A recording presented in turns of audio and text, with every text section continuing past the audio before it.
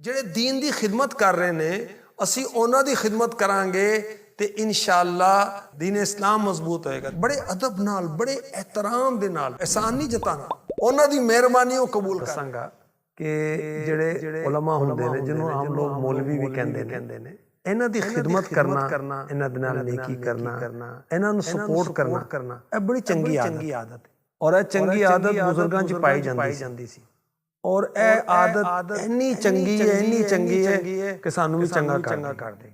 इन्नी चंगी आदत है कि बंदा जो अपना ले ना अल्लाह दी रज़ा वास्ते ते अल्लाह पाक ओदी बख्शिश कर दे। सानू की चाहिए कि असी उलमा दी खिदमत करिए। इमाम साहब ने, मौज़िन साहब ने, खतीब साहब ने और किसी ने कोई मदरसा कोई जामिया बनाया है, साढ़े बच्चों को कुरान पढ़ाते ने, साढ़े बच्चों को आलिम बनाते ने, हदीस सिखाते ने, अल्लाह रसूल दे फरामीन सानू पहुंचाते ने। साडी औलाद